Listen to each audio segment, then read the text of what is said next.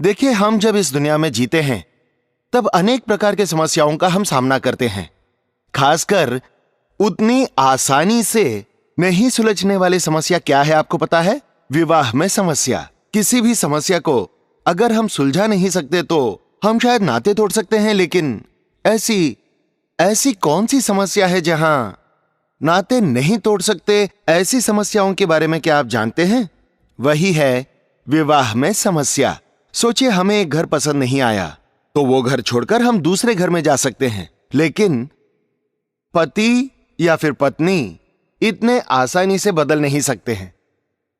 मगर आज अनेक लोग इतनी आसानी से, जैसे घर बेचने के समान, एक व्यापार को बदला जैसे कोई कपड़े बदल लिए, अपने पति या पत्नी को बदलने की कोशिश कर रहे हैं।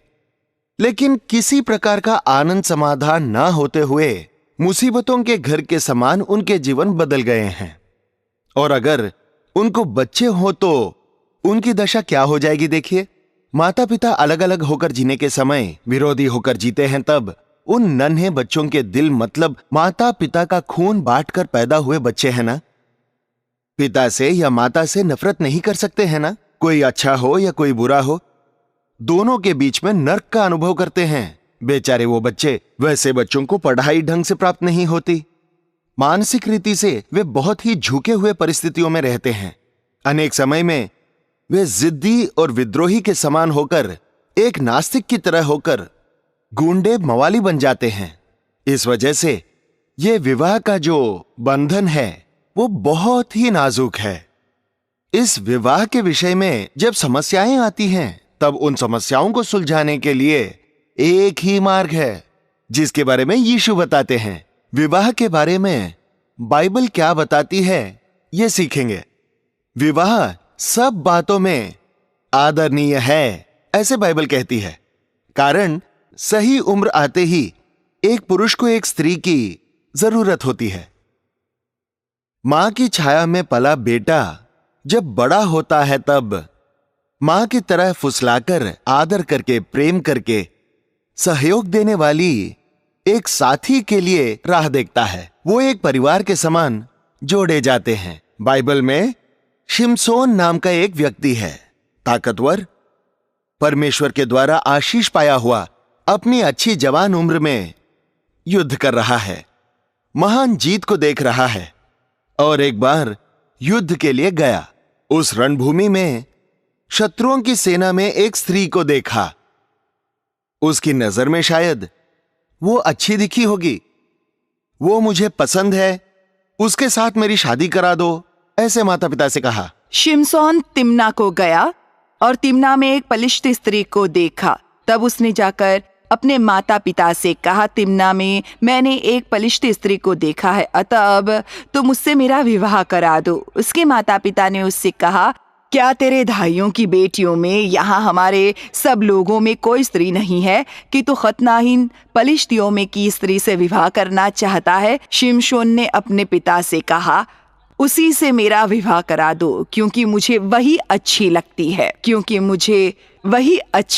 है। ये क्या बेटा, शत्रुओं के समूह में से विवाह करना वो कैसे? अविश्वासियों में से जीवन को चुनना क्या है? तेरे भाइयों की बेटियों में से कोई उपयुक्त नहीं है क्या? करके वो कह ही रहे थे कि उसने एक बात कही, वो मुझे अच्छी लगती है, इसीलिए उससे मेरा विवाह कर दो। ऐसा कहा। यही आज की समस्या है। अनेक जवान बच्चे माता पिता के पास जाकर, मुझे फलाना लड़का पसंद है, मुझे ये लड़की पसंद है, मेरा विवाह उसी के साथ कर दो, नहीं तो मैं विवाह ही नहीं करूंगा, नहीं तो मैं घर से चला जाऊंगा, नहीं तो मैं अपनी जान दे दूंगा, ऐसे कह रहे हैं ना। बुरी बात है। इस कार्यक्रम को सुन रहे कोई जवान इस परिस्थिति में हो तो आपका जीवन नाश होने से पहले ही परमेश्वर आपको सही करने के लिए इस संदेश द्वारा आपसे बात कर रहे हैं। अपने बच्चों के विषय में आप ध्यान देते हो ना? वो किसके साथ दोस्ती कर रहे हैं, कहां जा रहे हैं, कब आ रहे हैं, ध्यान दे रहे हैं ना? जवानी में अपने आप ही ये विरोधी लिंग पर एक प्रकार का आकर्षण होता है। वो स्वाभाविक है। वो किशोर अवस्था से निकलकर जवानी में प्रवेश करते ही उनमें एक प्रकार की चाहत, एक प्रकार की इच्छा पैदा होती है, आकर्षण पैदा होता है। लड़के लड़कियों की ओर, लड़कियां लड़कों के प्रति पसंद दिखाना वो सहज रीति से होता है। लेकिन इन दिनों में उस भावना को सही प्रकार से, उस विषय के बारे में जानकारी न होने की वजह से उनके साथ आज के दिनों में ये सिनेमा, ये संस्कृति उनके दिलों को बिगाड़ रही है। कोई तो कहानी में घटी है करके असल जिंदगी में भी होगा करके सोचते रहते हैं। बहुत ही गलत कदम उठा रहे हैं। अनेक जवान बच्चे ऐसे जल्दबाजी में निर्णय लेकर, मुझे वो लड़की अच्छी लगती है, मुझे वो लड़का अच्छा लगता है, मैं शादी अगर करूंगा तो उसी फलाने व्यक्ति से ही करूंगा, ऐसे एक निर्णय लेकर सगे माता पिता के खिलाफ अनेक प्रकार से अपने आप को नष्ट कर लेना हम देख रहे हैं। इस सिमशोन ने एक लड़की को देखा, वो मुझे पसंद है करके कहा, उसी से विवाह करवा दो करके कहा। माता पिता ने नहीं बेटा करके कहा। इतने में ही उसने उत्सुक होकर अपनी मर्जी के अनुसार उस स्त्री से विवाह कर लिया। हैरानी की बात है, सगे माता पिता के बगैर ही आप विवाह करोगे क्या?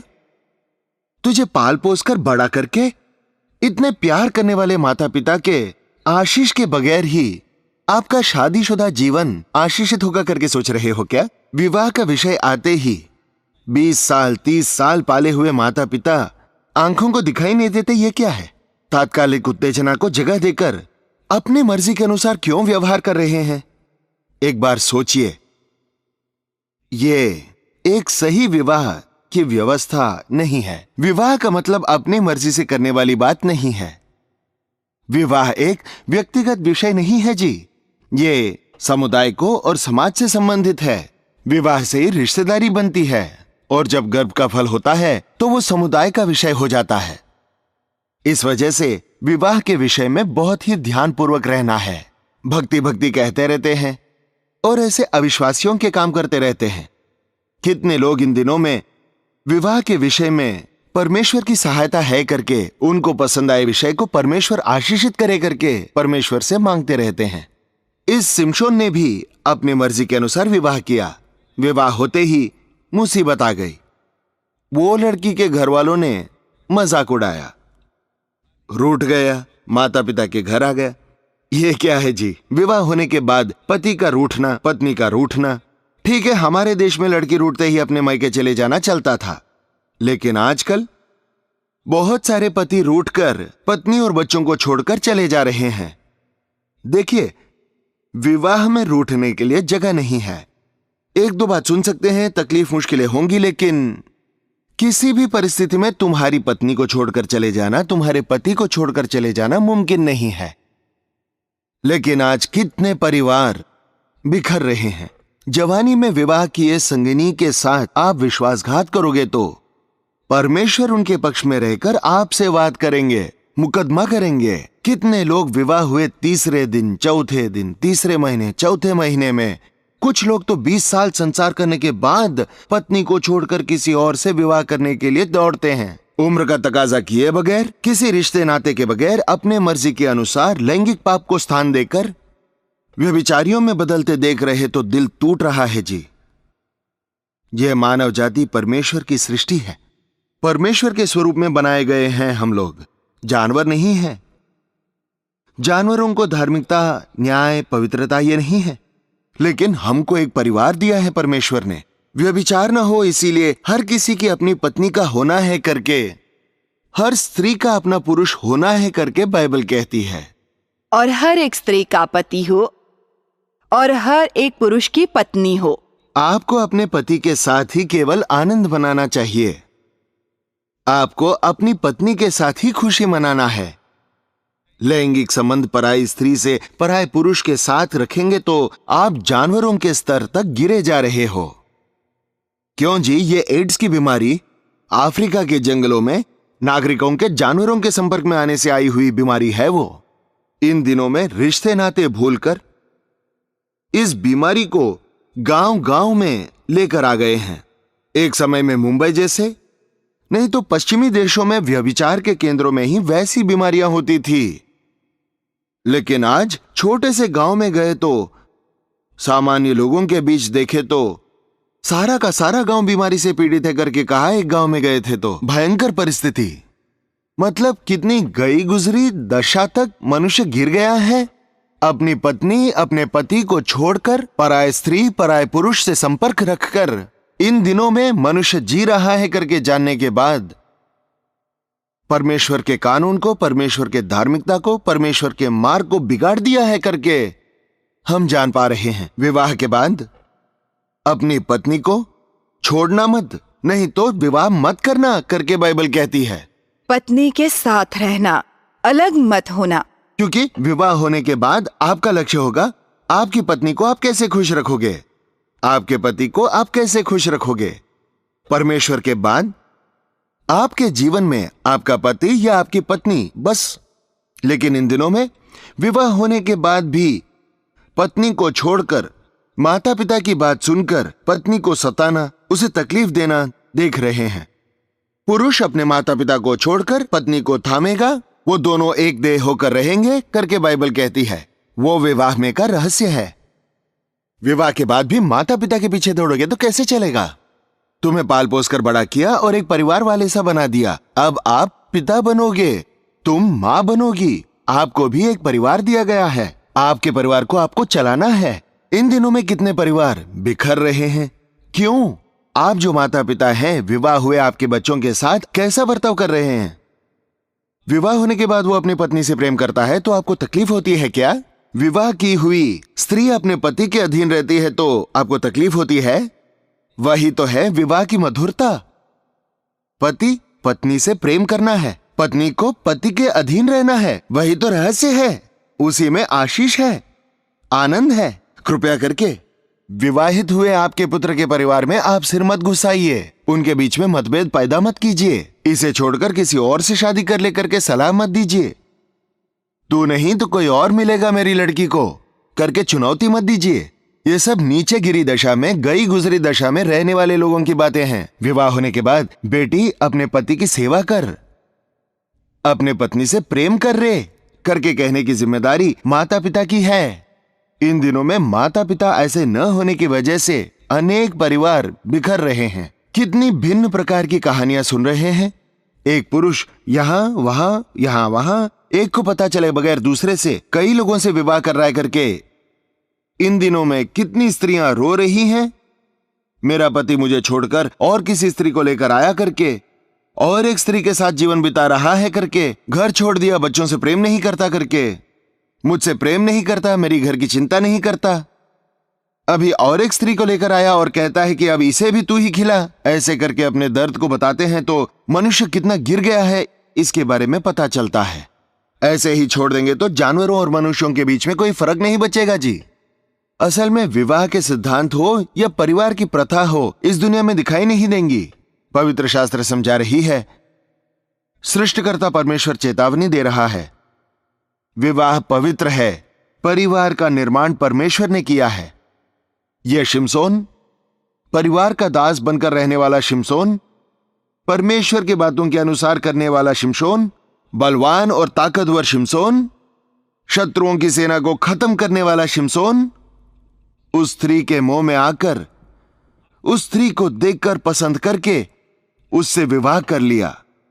तुरंत ही भेद आ गया, छोड़ दिया, रूठ गया, घर आ गया, फिर से मुझे पत्नी चाहिए करके चला गया। इतने में उस कन्या के पिता ने कहा, अरे रे मेरे दामाद जी, आप सच में रूठ गए करके समझा, तुम्हारे ही दोस्त को तुम्हारी पत्नी देकर उसका विवाह कर दिया, चाहे तो मेरी एक और बेटी है उसके साथ विवाह कर लो करके कहने लगा। सच में वो पिता ही है क्या? सच में वो परिवार ही है क्या? ये कितनी विपरीत परिस्थिति है। वो समय हो या ये समय हो या कोई भी समय हो, मनुष्य दरअसल आज नहीं पहले से ही भ्रष्ट हो गया है।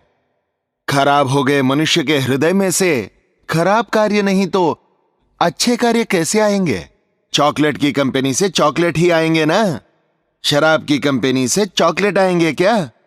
वो सड़ी गंध वाली शराब ही आएगी ना। वैसे ही खराब हो गए मनुष्य के हृदय में से अच्छा कुछ नहीं आएगा। मरकुस रचित सुसमाचार 7:21 में अंदर से यानी कि मनुष्य के हृदय में से कितने विपरीत प्रकार के कार्य आ रहे हैं हम देख सकते हैं। ये सारी बुरी बातें मनुष्य के हृदय में से आकर उसे अपवित्र बना रही हैं करके बाइबल कहती है। बेचारा शिमशोन, उसकी पसंदीदा युवती उसको नहीं मिली और उसका विवाहित जीवन असफल हो गया। मानसिक रीति से हताश हो गया। एक प्रकार के दुख और चिंता से वो भर गया। बस वो स्त्री मोह को उसने स्थान दिया। जहां जाए तो वहां किसी न किसी को देखकर, उसको देखकर मोह करने लगा। मोह अलग है, प्यार अलग है। अनेक लोग उलझन में गिर गए हैं। मोह एक प्रकार की इच्छा है, आशा है। वो आशा पूरी होने तक ही वो इच्छा रहती है, लेकिन प्यार लंबे समय तक रहता है, निस्वार्थ रूप से रहता है। इन दिनों पति पत्नी के बीच में प्रेम होना चाहिए और मोह नहीं। शरीर संबंधित आकर्षण नहीं, लैंगिक संबंध नहीं। विवाह का मतलब केवल लैंगिक इच्छाओं को पूरा करने के लिए नहीं है। खाना पकाने के लिए, शरीर की जरूरतों को पूरा करने के लिए एक स्त्री एक पुरुष विवाह कर रहा है तो बेवकूफी है।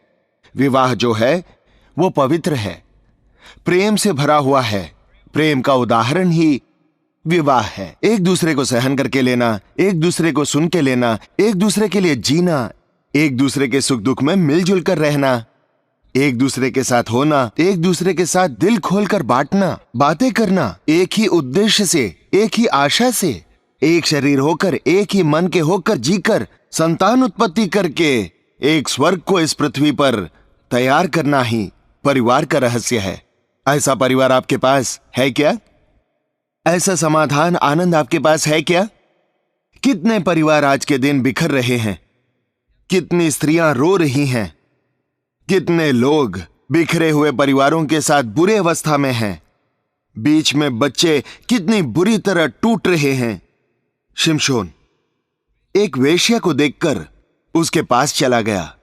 जब मोह और बढ़ जाए तो अगला व्यक्ति एक गुणी है क्या, अच्छी है क्या, एक कुंवारी है क्या, ऐसी समझ है ही नहीं। एक वेश्या को देखा। वेश्या बोले तो अनेकों की बुरी इच्छा को पूरी करने वाली, लैंगिक कार्यों को स्थान देने वाली एक खराब हो गई स्त्री। ऐसी वेश्या के पास शिमशोन पहुंच गया। इन दिनों कितने लोग परिवार में समाधान नहीं होने की वजह से रास्ते पर घूम रहे हैं। पत्नी से संतुष्टि न प्राप्त होने की वजह से पराई स्त्रियों की ओर मोह करते हैं। कितनी स्त्रियां आज पराये पुरुषों के साथ गलत संबंध रखकर अनेक परिवारों को बिखेर रहे हैं। मेरी बातें आपको शायद कठोर लगती होंगी, लेकिन बाइबल के अनुसार पराये पुरुष को, पराई स्त्री को इच्छा से अगर आप देखोगे, मोह से भरी हुई नजर से देखोगे तो वो व्यभिचार है, ऐसे लिखा है। विवाह होने के बाद पति पत्नी के पवित्र रिश्ते के बाहर पराये पुरुष के साथ, पराई स्त्री के साथ आप किसी भी प्रकार का लैंगिक संबंध रखोगे तो वो व्यभिचार करके बोला जाता है। विवाह होने से पहले ही पराये पुरुष के साथ, पराई स्त्रियों के साथ गलत संबंध रखोगे तो उसे लीला क्रीड़ा कहा जाता है। मंदिर से रखने के लिए परमेश्वर ने हमें शरीर दिया है, इसीलिए आपको इसे पवित्र रखना है। और अगर इसे आप वेश्याओं को सौंपोगे तब उसका जो प्रतिफल है उसे पाएंगे। HIV, एड्स जैसे बीमारियों से कितने लोग आज पीड़ित हैं। शरीर में बीमारियों का सामना करने वाली एक सेना है। ये HIV नामक बीमारी उस सेना को लग जाती है। अब क्या होगा? हमें कोई बीमारी आए तो भी बीमारी को कम करने वाली बीमारी निरोधक सेना ही बीमार पड़ गई है तो बीमारियां ठीक नहीं होंगी। वो दिन ब दिन कमजोर हो जाएगा। उसे सर्दी हो तो भी, जुलाब हो तो भी, सिर दर्द हो तो भी, पेट दर्द हो तो भी, वो बीमारियां कम न होते हुए ऐसे अनेक बीमारियों से परेशान होते ही रहता है। और खास तौर से छूत की बीमारी नहीं है, लेकिन जो कोई लैंगिक रीति से पापों को स्थान देते हैं उसके वजह से ही केवल ये बीमारी आती है। आज के दिनों कितने ही पत्नियां पति के किए गलती के वजह से इस बीमारी से पीड़ित हो रही हैं। तुम अपने आप को ही नहीं बल्कि अपने पत्नी को, अपने बच्चों को ये बीमारी दे रहे हो, है ना? एड्स बीमारी से पीड़ित एक स्त्री अगर गर्भवती हो तो गर्भ में के उस बच्चे में भी वो दोष का होना हम देख रहे हैं। कितना भयानक है वो। विवाह पवित्र है, परिवार पवित्र है। अब भी अगर आप अपने आप को ऐसी लैंगिक पापों को स्थान देकर नाश कर रहे हो तो कृपया करके एक रास्ता है आपके लिए बाइबल में, यीशु मसीह के पास घुटने टेक कर प्रार्थना कीजिए। बहुत पहले ही प्रभु यीशु ने इन सारी बीमारियों के लिए सलीब पर अपने प्राणों को अर्पण किया, अपने लहू को बहाया है। यीशु मसीह के लहू के द्वारा किसी भी प्रकार की बीमारी होने पर भी चंगाई है। अनेक एड्स पीड़ित अपने पापों के लिए पश्चाताप करके, स्वीकार करके, छोड़कर यीशु मसीह पर विश्वास किए तो उन्होंने चंगाई को पाया। डॉक्टर भी हैरान रह गए। ऐसे उनके खून की जांच करने पर उसमें किसी भी प्रकार का दोष उन्होंने नहीं पाया। आपके लिए भी एक अद्भुत कार्य होगा। आपका परिवार शायद अभी बिखरी हुई परिस्थिति में हो। गलत रीति से आपने विवाहित जीवन को प्रारंभ करके जीवन में अस्थिर होकर बगैर समाधान के पीड़ा को भोग रहे हो। आपके लिए एक मार्ग है, वो मार्ग है यीशु मसीह। उनके पास आओ। कांटों का मोड़ सा आपके जीवन को, जो सूखकर बंजर हो गई आपके जीवन को, मुसीबतों के जाल से भरी आपके जीवन को खिलाने का सामर्थ्य यीशु मसीह को है। वो कैसे, तो उसके बारे में बताने का अभी समय नहीं है। अगर विश्वास करोगे तो उसका आप अनुभव करके देख सकते हो। विवाह के विषय में मंदता से मत रहिए। ये शिमशोन आखिर में अपने जीवन में वेश्या का गुलाम हो गया। वो जैसे नचाती थी वो नाचने लगा। शत्रुओं की सेना को इस बलशाली शिमशोन को सौंपने की जो चाल चली, वो स्त्री ने उसे अंधा बना दिया। वो गुलाम की तरह शत्रुओं के हाथों में फंस गया। तुम परमेश्वर की मर्जी को छोड़कर अपनी मर्जी के मार्ग में जाओगे तो शत्रुओं के हाथों में फंसोगे नहीं क्या? कितने लोग आज परमेश्वर के स्वरूप में बनाए गए लोग दरिद्रता में हैं, बीमारियों में हैं, समस्याओं में हैं। वजह, तुम शैतान के हाथों में फंसे हुए हो। वो तुम्हें चीरकर चूरा बना रहा है। तुम्हें छुड़ाने के लिए ही यीशु ने आज इस कार्यक्रम के द्वारा तुमसे बात किया है। विश्वास कीजिए, विश्वास कीजिए। यीशु, मुझ पर करुणा कर, मेरी स्थिति में से मुझे उठा करके आप जहां पर भी हो वहीं से एक प्रार्थना कीजिए। एक अद्भुत कार्य होगा। शिमशोन ने वही किया। एक आखिरी बार मुझे याद कर पिता, मैंने मेरी इच्छा के अनुसार मेरे शरीर का इस्तेमाल किया, मेरी जिंदगी को बर्बाद किया, मेरे भविष्य को खराब किया। अपने विवाह के विषय में मैंने गलत कदम उठाए। मेरा सारा जीवन गड़बड़ा सा गया है। एक बार मुझे याद करो करके आंसुओं के साथ पुकारा। बस परमेश्वर ने एक अद्भुत रीति से उसे एक नया सामर्थ्य प्रदान किया, शत्रुओं पर जय पाने का सामर्थ्य दिया, लेकिन उनके साथ ही उसे भी मरना पड़ा। ध्यान दीजिए, परमेश्वर ने हमारे लिए महान योजना बनाई है। हम उसे तितर बितर करके जीवन को मुसीबतों के भंडार के समान बदल रहे हैं। आपका विवाह असफल होकर अकेले जी रहे हो शायद। लौटकर मेरी पत्नी मेरे पास आएगी क्या? लौटकर मेरा पति मुझे अपनाएगा क्या? करके शायद तड़प रहे हो। हाय, मेरा पति पराई स्त्रियों के साथ घूम रहा है, अब मेरा परिवार स्थिर होगा क्या? करके दुखी हो रहे हो शायद। बच्चों को देखिए एक बार, उनके लिए तो भी आप एक दूसरे को माफ कर दीजिए, एक दूसरे को सहन कीजिए, एक दूसरे से मिलाप कर लीजिए, एक दूसरे से मन मिलाकर प्रार्थना कीजिए। अगर आपसे नहीं हो रहा हो तो आपको शक्ति प्रदान करने वाले यीशु मसीह के उपस्थिति में घुटने टेक कर प्रार्थना कीजिए। प्रभु अद्भुत कार्य करेंगे। आज मन मुटाव कर रहे आप यीशु मसीह के प्रेम में जब भर जाओगे तब प्रेम की सहभागिता, शांति, समाधान से जियोगे। हाँ, यीशु मसीह आज टूटे हुए अनेक परिवारों को जोड़ रहे हैं। शैतान का सामना करेंगे, यीशु को समर्पित कर देंगे। उस अनंतकाल के राज्य के वारिस बनने के लिए हमारे बच्चों को परमेश्वर के लिए बढ़ा के उनके ही राज्य में सदा जिएंगे। तो फिर प्रार्थना करें। पवित्र और प्रेमी पिता, इस समय इस संदेश को सुन रहे हर जवान बच्चे के हृदय में आप कार्य कीजिए पिता। आपकी मर्जी से वे विवाह कर सके। आपके आशीषों के द्वारा अनेक वैवाहिक जीवनों में उन्नति पाने के लिए अच्छे से उदाहरण बनकर परिवार बसाए हुओं की तरह हम जी सके, ऐसी मदद कर पिता। शैतान के कार्यों को रोक दे पिता। मनुष्यों में परमेश्वर का डर होने दे पिता। जिन पति पत्नी के बीच में शैतान घुसकर उन्हें अलग करने के लिए बर्बाद करने का प्रयत्न कर रहा है, ऐसे परिवारों को यीशु के नाम में हम आशीषित करते हैं पिता। हाय, ये मेरा पति पराई स्त्रियों के साथ घूम रहा है। कितने समय तक मुझे ऐसे सहन करना है? ऐसे दुखी हो रही पत्नियों को याद करके उनके आंसुओं को पोंछकर उनके परिवारों को जोड़ पिता। मेरा जीवन सही नहीं, मेरा व्यवहार सही नहीं, मैं पराई स्त्रियों की ओर मोहित होता हूं, शरीर की लालसाओं से भरा हुआ हूं करके स्मरण में लाके पश्चाताप करके व्यभिचार की खाई में गिरे हुए हर एक को छुड़ा पिता। इस समय में शैतान के हाथों में फंसे हर एक परिवार को नासरी यीशु मसीह के नाम में आजाद करते हैं पिता। पत्नी को छोड़कर पराई स्त्री के साथ घूम रहे हर एक पुरुष के हृदय में एक कार्य कर कि वो अपनी स्थिति को जानकर घर लौटकर जाने के लिए सहायक हो। पति को छोड़कर जिद करके पराये पुरुषों के साथ घूम रही हर एक स्त्री पर अपनी करुणा दिखा। टूटे परिवारों को बनाने वाले प्रभु, बिगड़े हुए जीवनों को सुधारने वाले परमेश्वर हो, आपके पवित्र आत्मा के कार्यों को इस कार्यक्रम के साथ प्रार्थना कर रहे हर व्यक्ति के घर में, जीवन में, हृदय में आगे बढ़कर मदद कीजिए करके यीशु मसीह के नाम में मांगते हैं पिता, आमीन।